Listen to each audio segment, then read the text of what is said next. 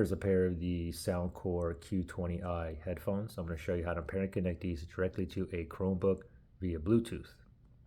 Now the first thing that we have to do is we'll put the headphones in the pairing mode. You know it's in pairing mode when it's blinking right here, blue, blue, blue, blue, blue, okay?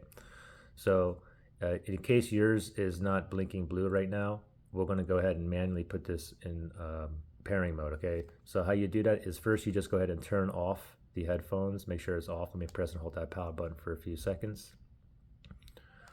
Okay, it's off.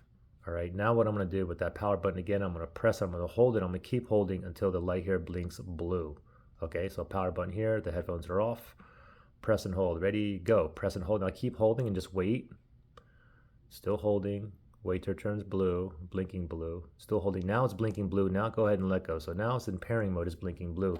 Now shoot over to your Chromebook and we're going to go directly to your settings. You can click down here and we're going to go to settings. We're going to go to Bluetooth settings. So settings, and then you go ahead and select Bluetooth.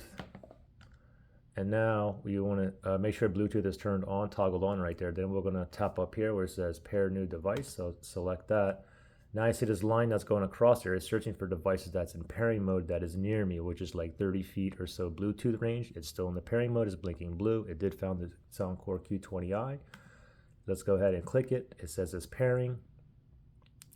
And voila, currently connected. And I currently have 70% battery juice on here. So there you go. We're connected, ready to go. Now, if you had issues pairing or connecting these, you can always factory reset these headphones. If you need to do that, look for that link below in the description area.